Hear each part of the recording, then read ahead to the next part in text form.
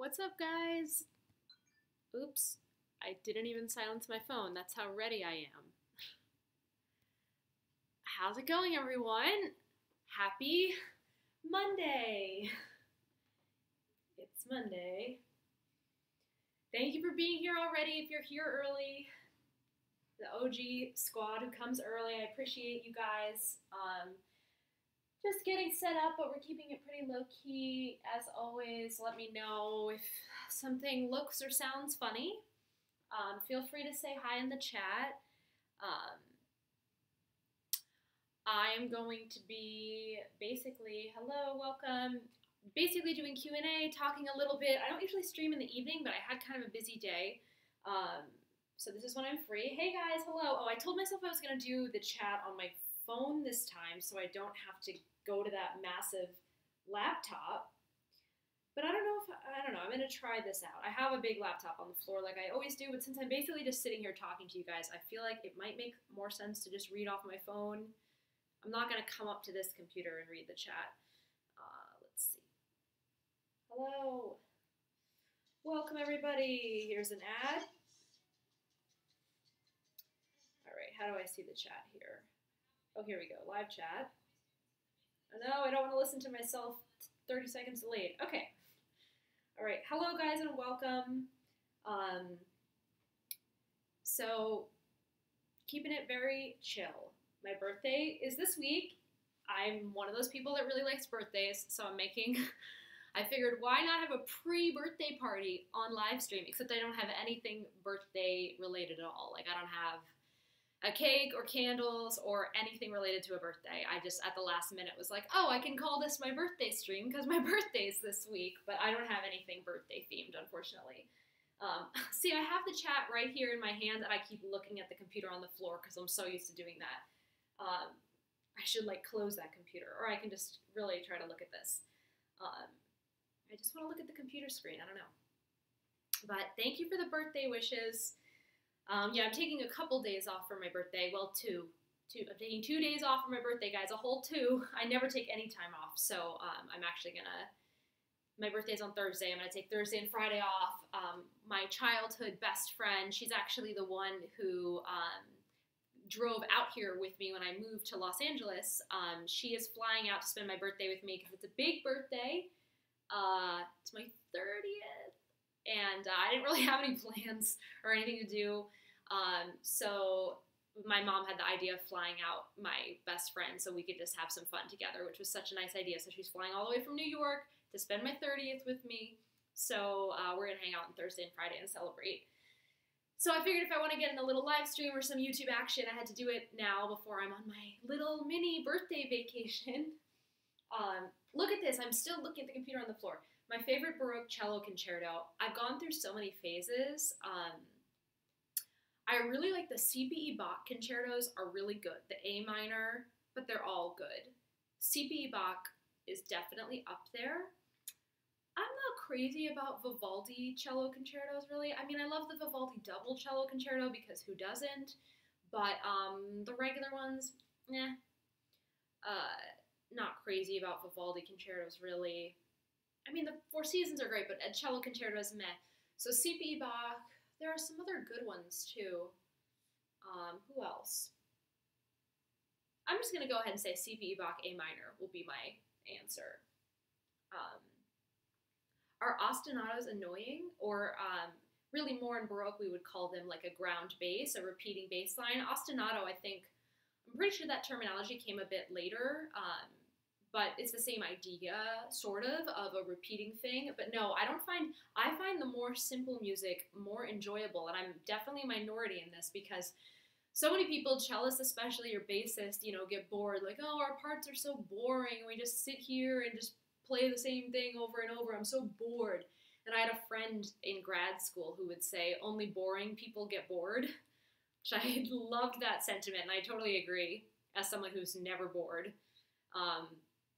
But I always liked really simple, easy parts because you can make them so much more musical. Like the level of detail that you can get on something that's simple, it's like, all your tools are available for you to be musical, to be expressive, to be, especially if it's a bass line, to be responsive to the higher instruments or the soloists. Like, I just never get bored with simple parts. It lets me be in the music more and not worry about playing my part so much.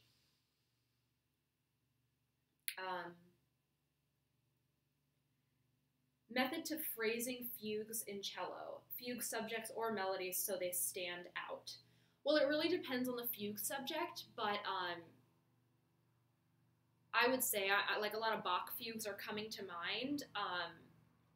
It really depends on the actual subject of the fugue, but a lot of the basic Baroque principles, like you have leaps, so they're going to be short, or when you have a large interval, you're going to bring out that interval with maybe shorter or more aggressive articulation, and then when you have stepwise motion, you're going to make it more legato. So having like a basic phrasing and shape for your fugue subject, so that every time that subject comes in, you've got your really clear, obvious way that you're articulating that subject, so there's never a question in the audience's mind, oh, is that the fugue subject? Because bam, you've got this really clear articulation that you do on it every time. That's sort of more what I would say. And everything in Baroque music and phrasing, it's all about, my teacher Phoebe Karai would call them like commas, but it's about creating these little mini spaces, mini breaths that distinguish between either large intervals or sections or mini phrases, but that little tiny bit of space is really what creates those different phraselets. And of course, in modern playing, if you're not as historically trained, what modern players tend to do is sort of like elide everything, and everything becomes this continuous stream of notes. So when you get really used to phrasing Baroque phrases, you learn where those little commas or where those little spaces belong, and then you are able to shape your phrase by creating these little phraselets. And then when you've got those really down and you've got your articulation and your phrasing very clear and strong on each of those phraselets, it's much more apparent when you've reached the subject of the fugue or whatever else. Also, you need the people who are playing with you to understand that they need to play under the subject when someone's playing the fugue subject. So ensemble matters too for that. Hey everybody, hi people who are just joining. If you just popped in, we're having a casual Q&A, my pre-birthday party. My birthday is on Thursday, so doing this here. This past weekend I went to the NAMM convention, which I probably should have looked up what it stands for before I started this live stream, but it's a huge like music, gear, equipment, instrument, everything. Huge kind of trade show convention thing here in Southern California, so I got invited to go to that. I still don't know why I got invited, but I got invited to go, so I had a nice VIP pass, and I got to go and check everything out. I just went on one day on Saturday, but that was a really cool experience. Hello, everyone, and welcome.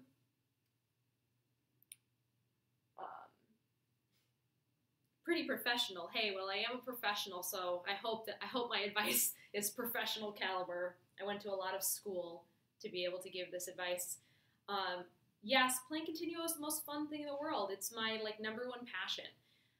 For those who don't know, if you're not like a super Baroque music period instrument person, basso continuo is basically the bass line in Baroque music, and it's usually played by both a chordal instrument and a sustained instrument. So the cello is something that would be a sustained instrument, and that could be the cello, it could be the viola da gamba, which is a similar instrument to the cello.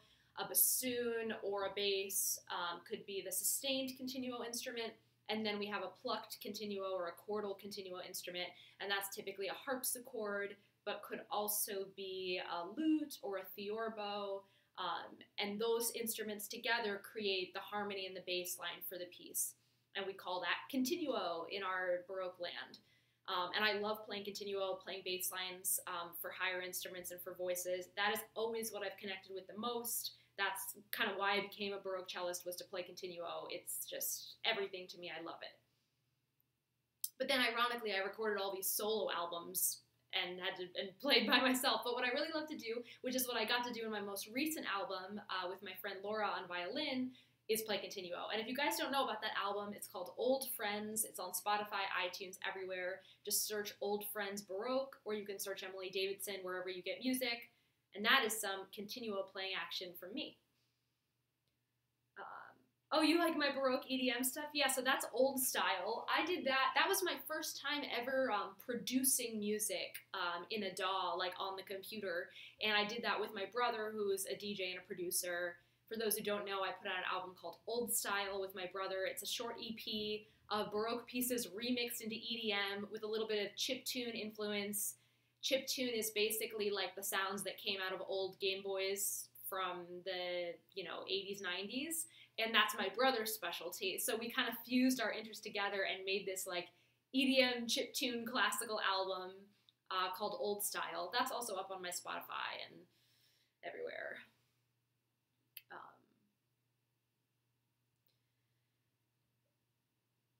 Oh, thank you. The kind words about the album. And hi, everybody. If you're just joining, make yourself at home. Be friendly in the chat. Oh, guys, thumbs up the video, too, if you feel so inclined. It helps the stream get out there to more people on YouTube, so give it a thumbs up if you're feeling it. What else was I gonna say? We're just having a chill Q&A, so throw your questions in the chat or just say hi, hang out, whatever you want to do. Do you think piano can be suited to play Baroque music, or is harpsichord always the best choice? Well, I think, Glenn Gould has amazing Bach recordings on modern piano, especially like Bach solo keyboard music. You can certainly play on piano just fine. When it comes to playing in an ensemble, I think using piano as a continual instrument gets a little muddy. It's just a very different instrument. If you've never played or seen a harpsichord, it's like, besides the timbre being different, the sound and the presence of the instrument is just so different than when we're used to these enormous grand pianos. Like, instruments like that did not exist in the Baroque period at all, and it's a very different sound. So it can be done. Again, I think solo keyboard music can absolutely be played on a modern piano. I think in an ensemble, though, not so great. More people will sooner use an electronic keyboard on a harpsichord setting than they will use a piano, if that makes sense. Yeah, Trevor Pinnick's good. Who do I love who did that Corelli Sonata recording? Man, I really didn't, I never do live streams in the evening, and especially today I've had kind of a long day, and it's like, every time someone asks me something or I try to think of something, I feel my brain like chug it, like trying to think of what it is I'm thinking of. Richard Egar. That's what I'm thinking of for harpsichord. He played with Andrew Manzi, I think that's how you say his name, Corelli Sonatas. Such incredible keyboard continuo playing on that album. Highly recommend. Okay. Alright, guys. I should have prepared more stuff to talk about, too, because I know you're not all going to have constant questions. But let's see. What else was I going to talk about? I was going to talk about going to the NAMM convention. It was pretty cool. There was, like, entire rooms devoted to just, like there were string instruments. There was a decent amount of string instruments, but a lot more of it was, like, guitars, drums, ukulele. There were entire rooms for just like synthesizers, gear, plugins, software, like microphones. It just went on and on and on. And there were classes and workshops. I mean, I get why it was a 4 or 5 day convention, and I went for like one day. Couldn't even begin to scratch the surface of what was there. But I did get to check out some things and just see a lot of really cool, interesting stuff. I appreciate you asking all these questions, but then it basically becomes like a one-on-one interview. So guys, don't be shy to ask your questions if you have them.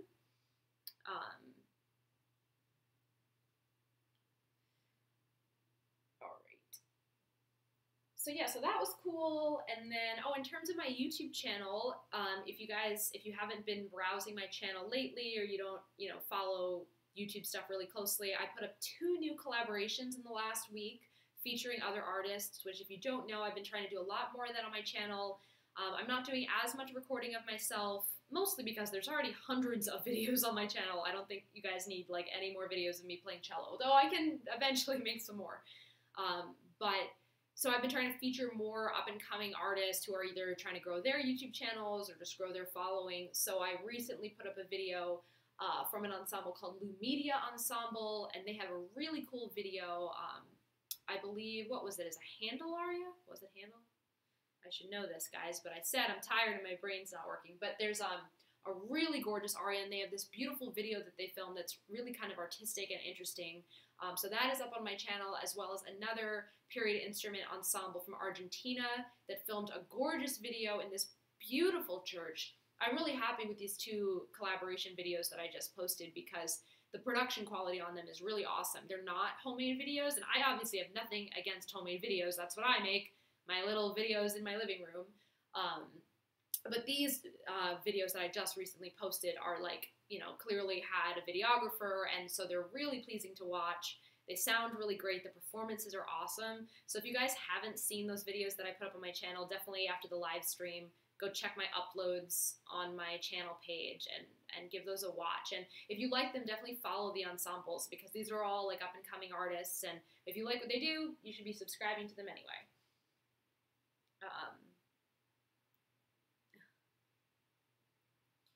More chamber music videos. I know, I need people to play with.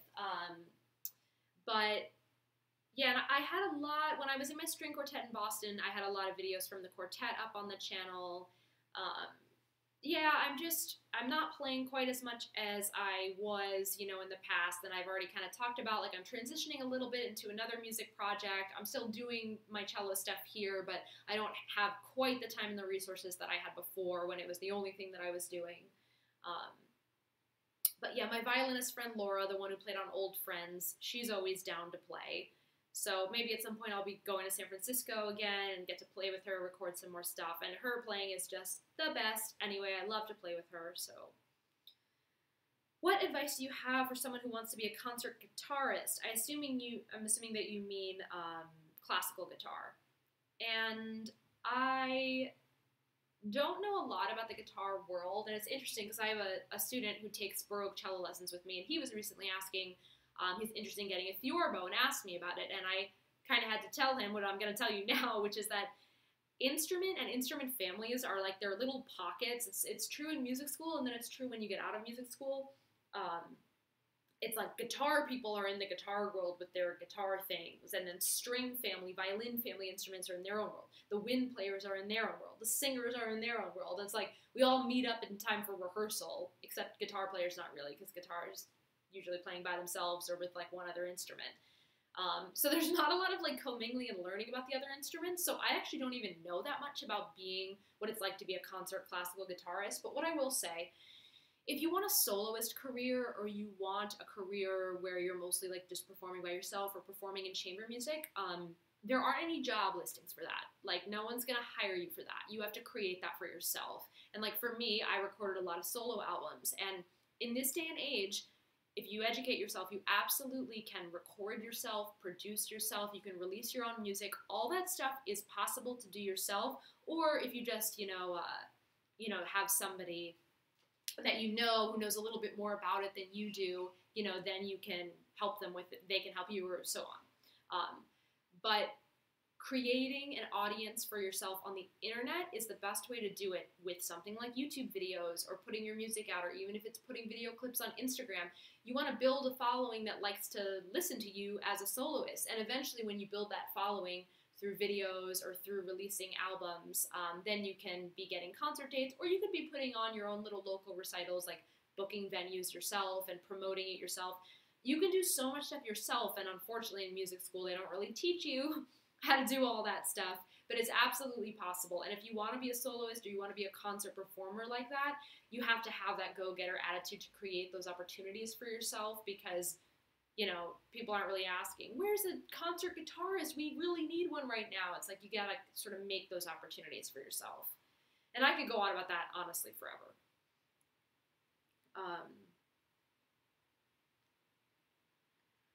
I recently saw a bass player,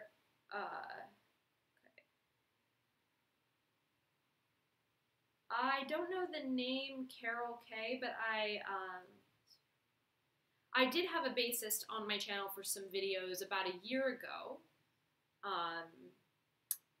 but her name is Millie, not Carol, so maybe different person, maybe you're mixing them up.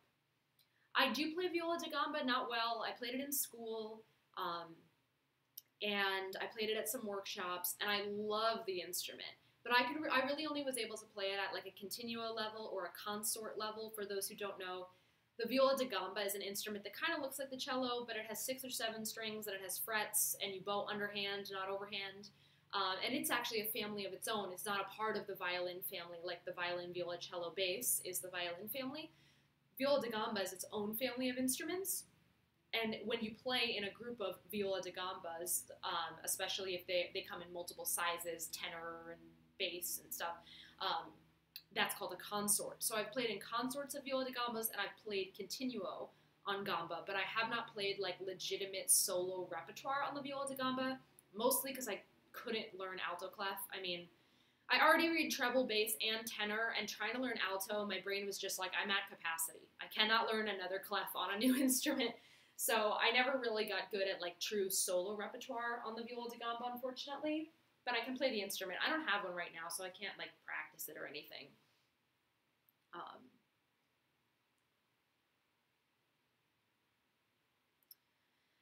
right, let me just make sure I'm not missing anything. How does one determine, as an artist, if you're a freelance artist, for example, how do you know how much to charge for gigs, private lessons, etc.? Well, if you know anybody around you who is teaching lessons already, you can ask them what their rates are. You can also do a little research, like if there's any music schools around you, see what they charge. Music schools, like even if it's a community music school or just like an after-school lesson program, they're always going to upcharge because they pay the school and then they pay the teacher. So a teacher that just teaches independently is, can charge less because they're getting that full amount of money, whereas a music school will charge more. So you shouldn't charge necessarily what a music school charges. But you got to start somewhere. If you don't have a lot of teaching experience, then you probably shouldn't be charging super high rates. Like, I think that the rate kind of goes along with your experience in teaching, your education, what degrees you have, and so on. I was fortunate in that I started teaching private lessons when I was in high school. I started teaching private lessons to elementary school kids. So by the time I was out of college and grad school, I already had 10 years of legitimate teaching experience because I started teaching so young. But if you don't have that, it's better to charge a little less and kind of get used to teaching and stuff. But if you've been teaching, I guess if you've been teaching, you would already know what to charge.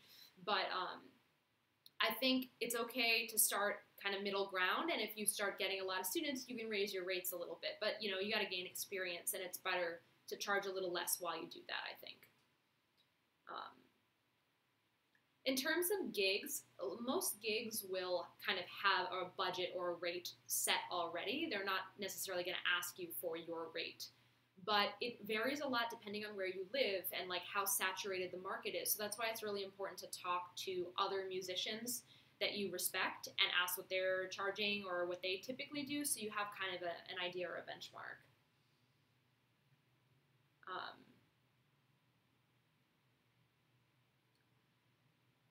Okay. Who do you think is a composer that is not usually performed? All the ones on my albums. I recorded like really obscure Baroque cello music for Bass Sounds and Bass Sounds Evolved, which are from 2013 and 2014, so they're old now at this point. But all the composers, well, there's Bach on both of those, so of course Bach is performed all the time, but the other composers like Degli Antoni, Dalibacco, Dotzauer, who wrote etudes, but I actually performed them as pieces. Those are all, and Gabrielli is common in the Baroque cello world, but not really outside of that. So I tried to record a lot of obscure music when I did my albums for that reason. I would love to make gamba videos, but I don't have a gamba right now, and I don't really have a lot of time to practice gamba anymore. But I had a little fantasy for a while of getting a gamba, since I was running out of cello repertoire to record, and then just recording a bunch of gamba videos. But I haven't got my hands on a gamba, and I'm pretty busy with other stuff. I've done a lot of choir-based gigs, and I've worked with a lot of singers, especially in my master's program. I primarily worked with singers, which I ended up liking a lot more than I thought. Because singers, they're their own breed. Like, they have their own personality type and their own set of things. It's really funny if you're like me and you're an instrumentalist and you're used to playing an instrument. And I guess instrumentalists, we have our own quirks too. But singers are like their own world. But in dealing with a lot of them intimately, I learned a lot about it. And, when your instrument is your voice, you have no detachment you know, singers get this rep for being kind of, you know, divas and high maintenance, but when your instrument is literally comes out of your face, like you have no ego detachment from it at all. Whereas at least an instrument, yeah, you'll be embarrassed if you sound bad, but you're not gonna, it's not the same as it coming out of your mouth and your face. So like once I sort of started to understand that about singing, it made me a little more sympathetic to the diva thing. That was a tangent, but hold on a sec, guys.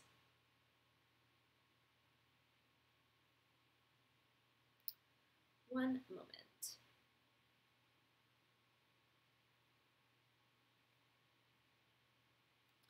Just a second.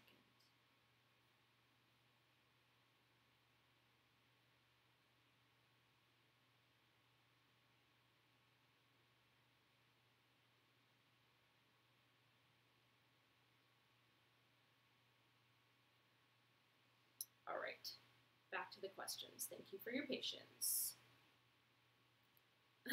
You're not talking too much, but we do need some questions from other people if they want, but I can also keep talking. And I know a lot of people watch these, watch the Q&As, they watch the archive later, not live, so whatever questions get answered, they just listen to the answers. What was I talking about before I got distracted? Oh, I don't know. I've like never done a live stream at this hour, and it's like funny how unfocused and tired I am, but it's cool. I even said, well, I said hanging out. This is a chill live stream, low pressure. So yeah, what else? I already talked about my collaboration videos. If you just came in, definitely check out the new videos on my channel from some other early music groups. They are just really beautifully filmed videos. Like they're just, I love when I come across something on YouTube like that. I know YouTube is all about kind of just like putting up whatever videos that you film yourself, and that's kind of the beauty of YouTube, I think, is that anybody with any camera and any microphone kind of setup can put a video up. So it's such a good access point for anybody to have a voice. I love that about YouTube. But it's nice when you come across like a really beautifully filmed video. It's a different experience for sure. So those last two videos that are on, they'll be right under the uploads on my channel. Those are of that caliber. Favorite composer? I don't really have favorites for anything. I'm just like not a favorites person. I go through like little phases where I'm really into something, but never really choose favorites. I do, Corelli is definitely up there. He's definitely one of my favorites, and that's why we recorded a Corelli sonata on the Old Friends album, because Laura and I both just love Corelli. So he's a good go-to. And I love Diego Ortiz as a 17th century Spanish composer that technically his music is not really for cello, it's for gamba. But I really like 17th century music. I gravitated towards it a lot, especially in my master's program. I love Moret too, though. As soon as I say 17th century Italian, I want to be like, but wait, 18th century French music too, because I really do. Couperin and Moret, like, yeah, the French music gets me pretty hard, but I have a little bit of detachment because all the French Baroque music is really driven towards gamba and not cello. For those who don't know, the cello and gamba were kind of existing at the same time. Like I said, the gamba is a similar instrument to the cello, but the gamba was much more in France, and the cello and all the violin family instruments were much more Italian. So a lot of the real repertoire for cello is from the Italian composers. So I didn't get to play a lot of the French repertoire that I really liked. I just had to listen to it because it was not really written for my instrument.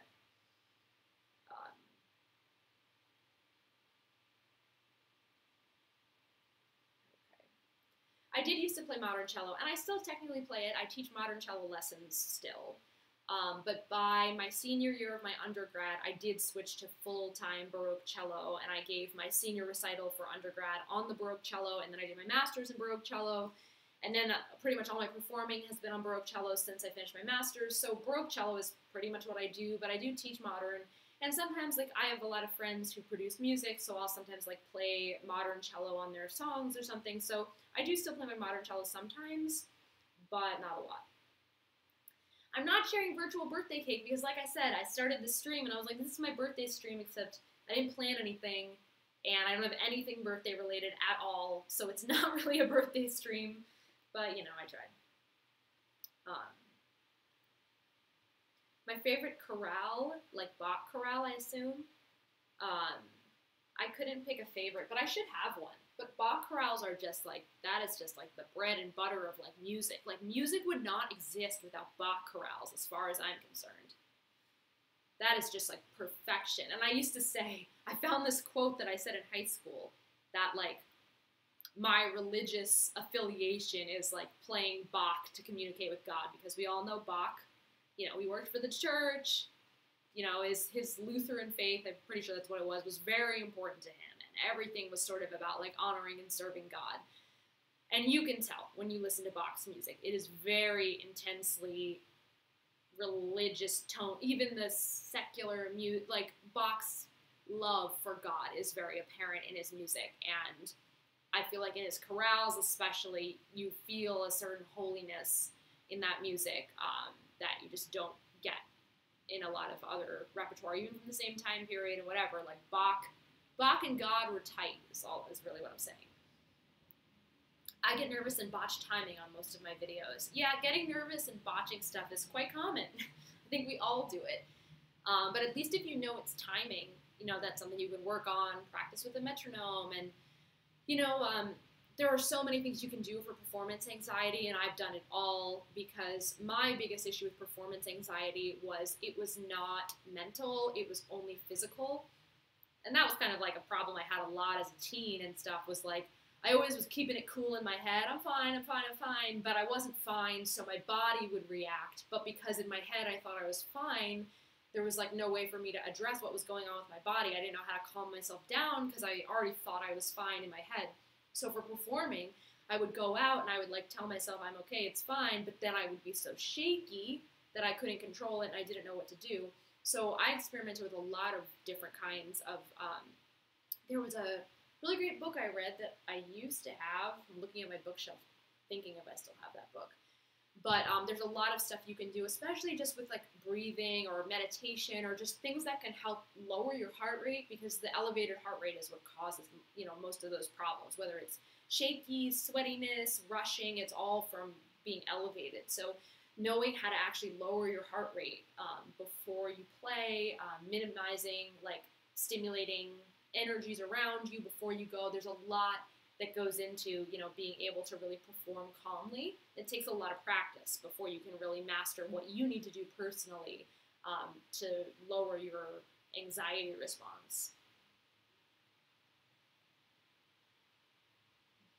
I always sing the alto part. Yeah, I would try to, I'm like such a, you know, I was never like a trained singer. And I am probably an alto. Yeah, I'm definitely an alto if my voice had to be categorized. So I would like try, and like, you know, in music school you have to like sing stuff all the time. So I would always try to sing the alto part, but because I wasn't like the greatest at it in music school, you know, your ear always goes to the highest thing. So I'd be trying to sing the alto notes while hearing the soprano part, and I would just start singing the soprano part because I didn't, wasn't the greatest at that, unfortunately. Yeah, Lully is great. I mean, all the French composers. I'm such a sucker for French music. What is the music scene in LA actually like? Well, you know, LA is really based more around the entertainment industry. So I'm coming from a very old city, Boston, and then even when I was in school in Connecticut, or I'm from New York, all much older cities than LA. And especially in Boston, the classical music culture was really strong because with Harvard and all this like history and Cambridge, etc., like there was a big emphasis on history in Boston. So classical music was, you know, pretty popular, and lots of great ensembles, great music schools, all sorts of stuff. Out here in LA, it's a lot more about music for film and TV.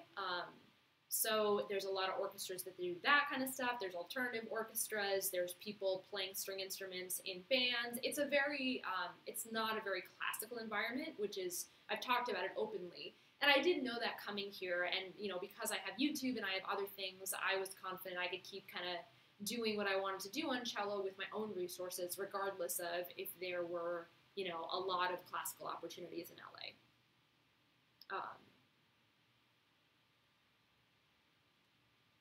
Okay. In the first Bach suite, the second minuet, why do you choose to play an E flat rather than an E natural? Of course I know which note you're talking about. Okay, yes, I love when people ask me this. I've probably talked about it on a live stream. So you guys, all right, I wasn't going to play cello on this stream, but for this question I'm going to because it's just appropriate. But I haven't played or warmed up or anything, so you're not allowed to judge what I sound like, but it's going to give a much better example to answer this question. But I gotta find my Bach suites. Where are they hiding? I mean, I probably have them memorized, but hold on.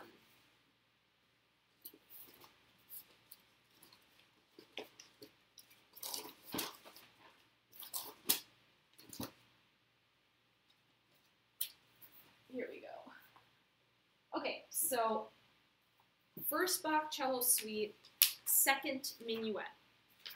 This is like, so I talk about this a lot, but I'm going to talk about it again for new people. So the Bach cello suites, arguably the most popular repertoire written for the cello of all time. We do not have a surviving manuscript that was in Bach's hand himself. For the violin sonatas and partitas, we do have a manuscript of Bach's, but for the Bach cello suites, we do not have one in Bach's hand. We have other copies from his copyists, his wife, who worked as his copyist, from some scholars and copyists who came later, and none of them match. They're not consistent across the board. They all have different bowings. Some have slight note differences. So the music scholars can really get worked up about the Bach cello suites because we have no absolute answers to our questions because we don't have Bach's manuscript. And one of the most popular questions is about this minuet that I'm about to play, and it's about whether a note should be an E flat or an E natural. So let's see.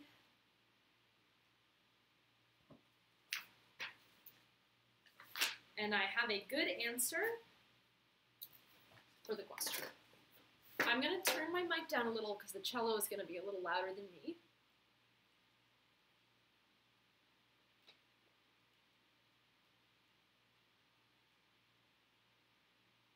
I know you guys can hear that tapping. All right. So I'll play the two examples, and then I'll talk about why I do what I do. And you can still put stuff in the chat. I will be looking at it after.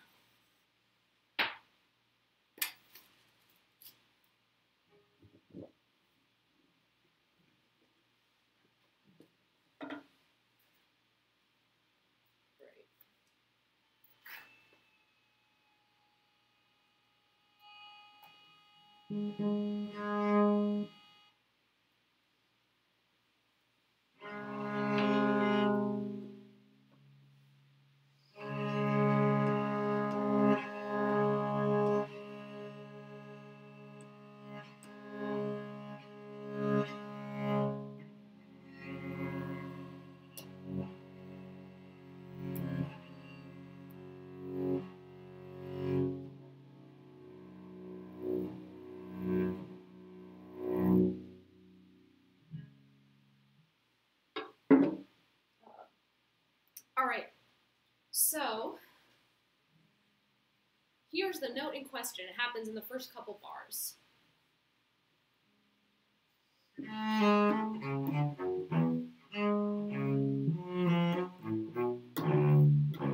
This note is argued, should it be an E flat, like I just played, or an E natural?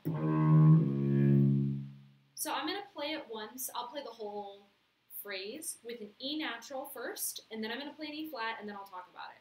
Here's the E natural version.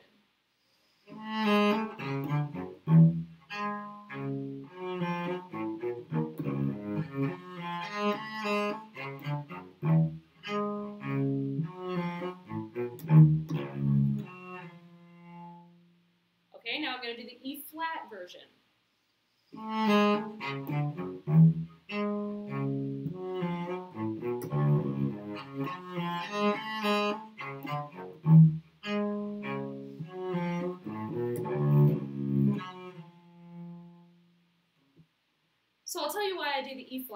Because if you do an E flat, it is the passacaglia bass line, which is a very popular ground bass pattern that we heard all the time in the Baroque period. It goes like this.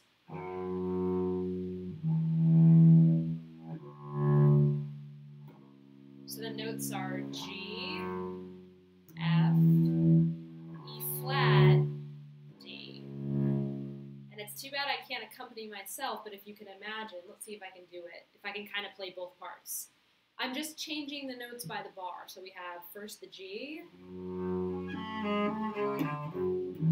then the F gets played in the part, and then E flat, D. I'm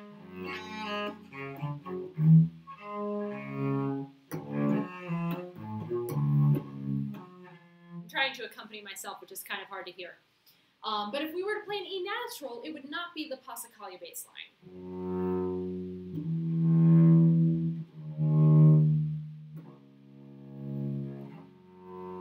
So I personally feel that it's much more likely that Bach was writing this passacaglia bass line with an E flat, and that's what's implied, and that's what sounds the best, and that's what makes sense. So even though there's some question of could it be an E natural, I like to stick to the E flat to keep it in that passacaglia bass line. Okay, I'm going to turn myself back up.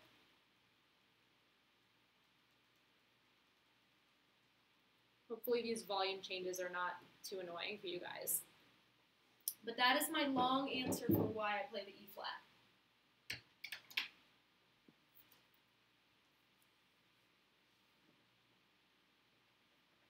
All right.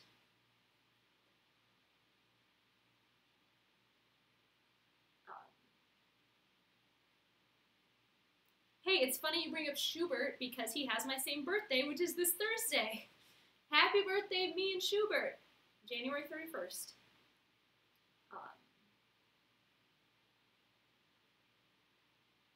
Okay, my favorite tempo marking, don't have a favorite. Again, me and favorites, nah, I don't have a lot of favorites. Oh, sorry you're sick. Yeah, sleep is one of the most important things for getting better when you're sick. Sleep and drinking water. Like, as much as I love vitamins and healthy eating and all that stuff, I'm all about it. But sleep and drinking water is like actually will make the biggest difference if you're sick and run down.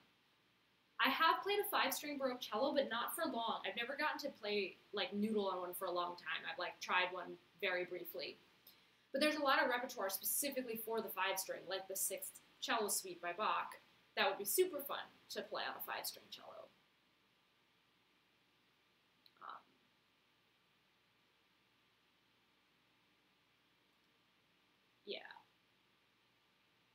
Yeah, this passacaglia bass line is one of the most popular ever, so yes. All right, if you have just recently joined, welcome to my very chill Monday night live stream. It is my birthday on Thursday, so this is my birthday week kickoff live stream, and that's basically all that's going on, taking questions, hanging out. I've got some new collaborator videos on my channel. If you haven't seen them yet, definitely check them out. That's about it on news for me. So, I have never played the Da Spalla. That's like the big arm one, right? No, I haven't played a lot of like super exotic instruments. Just the viola da gamba. I've played in ensembles with some kind of more rare Baroque instruments, but haven't really tried them myself, other than the gamba.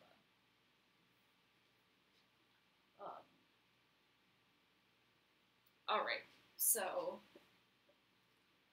I was planning on streaming about an hour, so we have like 10-ish, 10, 15 minutes left.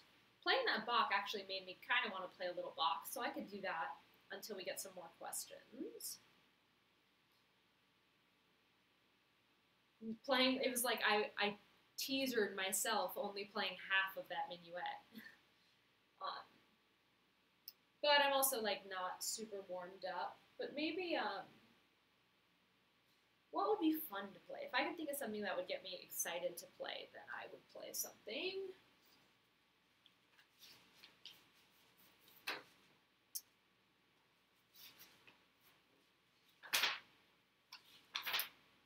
Yeah, I don't know.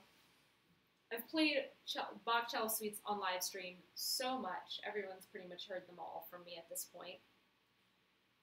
But somehow the Bach cello suites never age. When I was a teenager, I had 4 different recordings of the Bach cello suites, something like that. I basically like collected different Bach cello suite recordings. I would listen to all of them and like decide which was my favorite. And actually, when I like competed in high school, like doing all-state is like what it was in New York, I got like serious praise for my Bach because I like understood Bach, which like then I didn't even know I was going to become a Baroque cellist at that point. But for whatever reason, me and Baroque music, it just made sense instantly. It was like, oh, this music that nobody else understands, I get it right away.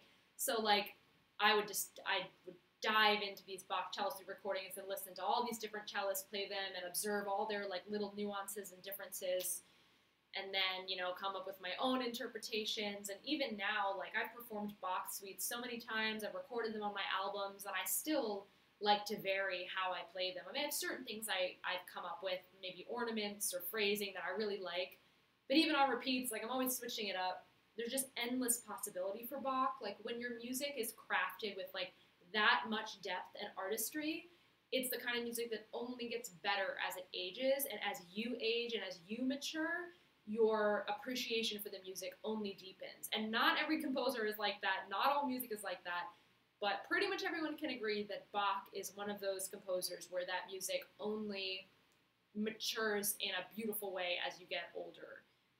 There's just endless depth to Bach. Do I play any contemporary pieces on the cello?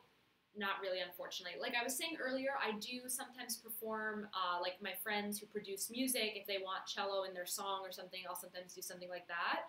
But I don't play like contemporary music on my cello, really. Tips for memorizing Bach. So I have not done a ton of memory performance. Like I was never required in recitals or anything like that to perform from memory. So I can't like toot my own horn like I'm the master of memorization, because I've never had to do like a high pressure memorization situation. But I do memorize naturally, which is kind of nice. Like I just found just from practicing my pieces, I would memorize them. I think knowing it in your ear really well is actually the biggest piece. And I think, you know, because unfortunately a lot of students especially don't connect with Bach because it's a little bit too deep and there's just too much there.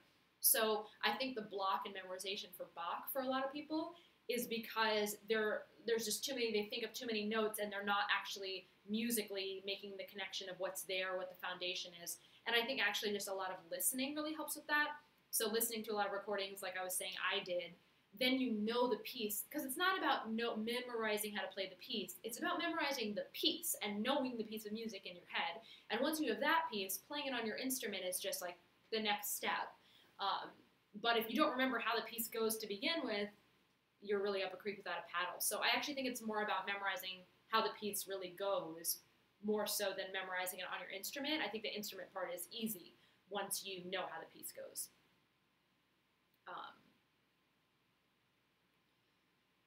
Advice on playing a sustaining note in the continuo part for a really long time. Shapes, depends what it is, like, but if you're playing one note in continuo for a long time, it's likely some kind of drone pedal situation, and it's probably has harmonic tension building throughout that long note.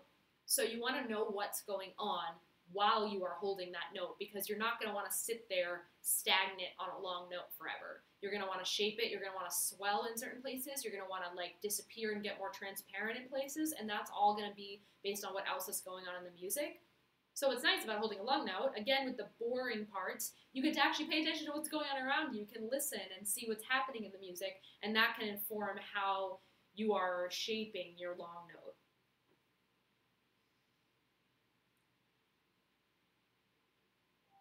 All right. Oh, I forgot to silence so many things. Hold on.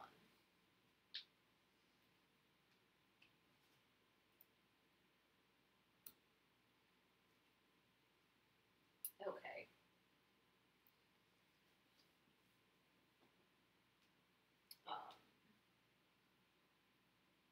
Bach Flute Sonata, yeah. Yeah, there's going to be a lot of things as a continual player where you play a pedal note for a long time, and it's always about what is going on while you're holding that pedal that will inform how you should be playing it. Is it harmonically tense? If so, play louder. Is it like staying in the same harmony? If so, play softer. Little things like that.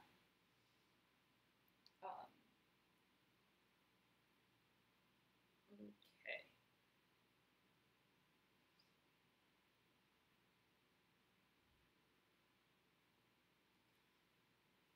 What else is going on that I can tell you guys about?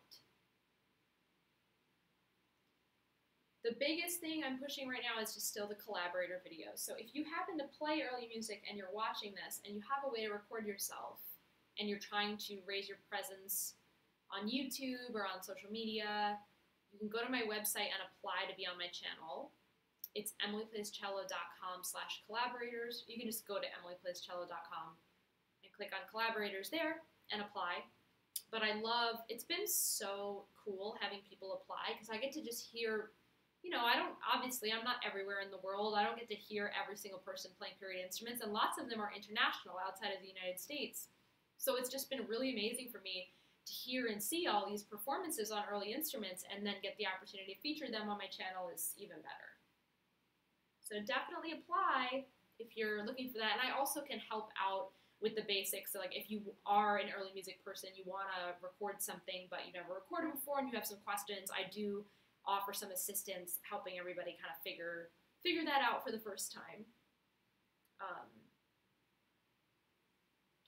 Do you think Baroque is a product of the times, or it could be introduced again into modernity? Is that a word? Like your EDM album.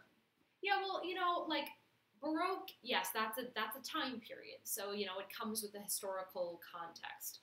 But I think what a lot of people don't realize, and actually what I loved about Lou Media, which is one of the ensembles I just featured recently, is they're really big on the same concept that so much of what was going on in the Baroque period is still extremely relevant now, musically, like, for one, tonal harmony as we know it, diatonic harmony, the idea of a tonic and a dominant, like that stuff was really getting solidified around the Baroque period. So our whole foundation for music was really built then.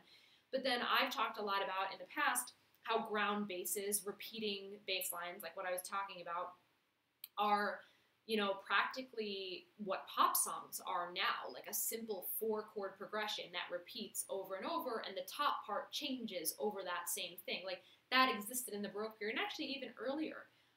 So much of music is way more similar than we think it is because listeners tend to listen to instrumentation. So if they hear like unfamiliar instruments and sounds, that may throw them off.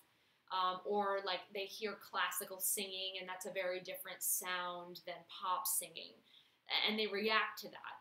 But musically, compositionally, there's so much overlap and so much that's similar. Some of you may know that I actually really like hip-hop music, which uses a lot of Baroque influence, believe it or not. Like harpsichord sounds are really common in hip-hop, has been since the 90s. And organ sounds, even classical and Baroque progressions, the Passacaglia bass line I was just talking about, absolutely exist in pop and hip-hop songs, and that's a chord progression that was extremely popular in the 17th and 18th centuries, and we're still hearing it on the radio today. So, like, there's just a lot more in common than people realize. So I don't think it's so much about, like, modernizing as much as it is helping people just connect the dots naturally.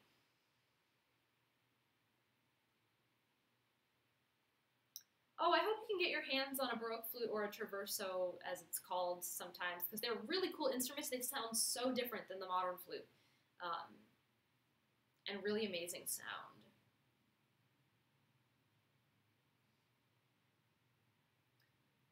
Yeah, Zach, practice is important. I can imagine. When I am on a lesson track in school, learning specific songs under constant review, you never want to practice. Well, it's a balance. I mean, for one, having a good teacher really matters. Like, there are definitely some slave-driving teachers out there. I'm not that kind of teacher. And that type of teaching style is useful for certain people and certain things because it can make you very good at your instrument. But you do need someone who you feel you click with and who understands your musical goals so that your lessons can feel rewarding for you and not just like you're, doing it for your teacher.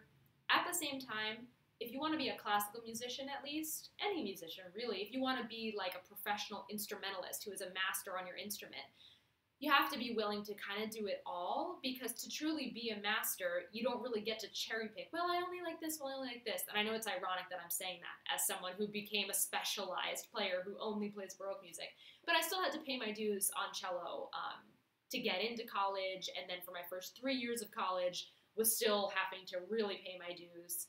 I had to do some stuff I absolutely hated. Orchestra rep class was my literal nightmare. And if you guys don't know anything about orchestra rep, it's very common in conservatory. It's basically preparing instrumentalists for auditioning for orchestral jobs, which very few people get, and there are very few openings for, and the job satisfaction rate is very low. But for some reason, those are the jobs that music school prepares you for. And what you have to do for those jobs is basically play the hardest part, like take an entire symphony, an entire Beethoven symphony, an entire Mahler symphony, whatever it is, find the hardest 12 measures, and you have to play those by yourself perfectly in an audition. Most unmusical, unnatural. I could go on a real rant about orchestral auditions, but so I had a class that was designed around just playing those really hard 12 measures out of every standard repertoire orchestral piece.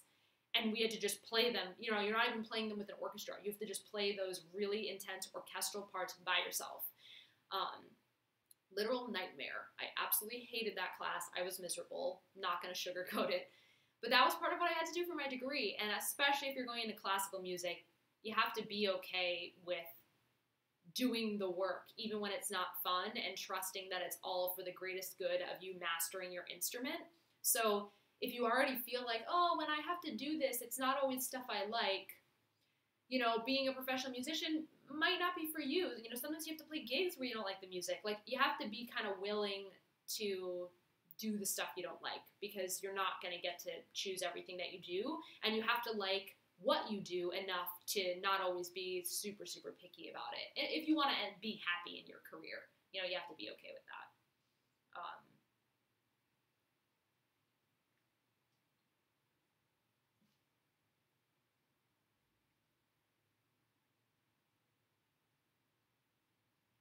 Yeah, I mean, lessons are very stressful. And everything about being a musician is kind of mastering how to be self-managed, because there's so much we have to do as musicians. We have to practice, we have to rehearse, we have to like learn things in a more studious way, like music theory and ear training. There's just so much to learn to like fully develop us as musicians. So it can be a lot. Even when you're in music school and you have classes at certain times and assignments due on certain days, it's still a lot to manage. And then when you get out into the real world, you don't even have a class schedule. You got to figure it all out yourself. So being disciplined and creating structures for yourself, that's definitely what helped me the most. Like creating my own practice schedule, setting my own goals. Like I've always said it about being a musician. Being self-directed is really critical for success.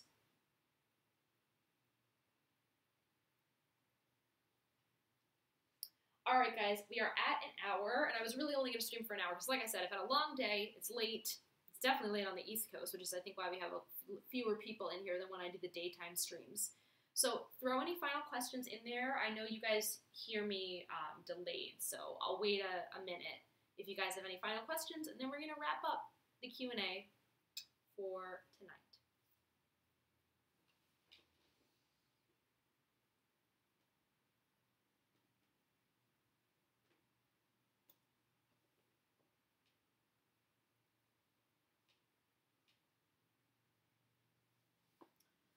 All right.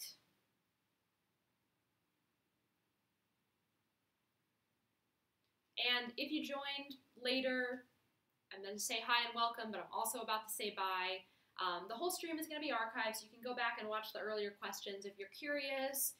Main stuff going on with me. It's my birthday on Thursday. Woo! This is my pre-birthday party, doing a Q&A live stream. And then I've got some new collaborator videos that are really beautifully filmed videos, so definitely go to my channel and look at the latest uploads to check out the collaborators, because their videos are just really great. I'm so happy to have them on the channel. And thank you, Tim, for your comment. Yeah, this was super fun, you guys. So thank you for coming in and asking all your questions. You know, I try to do these like roughly once a month, I would say. I live stream, maybe every 6 weeks, something like that, and just hop on and do these. So say if you had questions that didn't get answered or you're watching the archive and the stream is over, save your questions. I usually announce I definitely announce on Instagram and also Facebook, usually the day of when I'm going to do a live stream. So make sure you're following me, Emily Plays Cello, to find out when I go live next if you want to catch it actually live. All right, guys, thanks again, and I will see you on the next stream. Bye.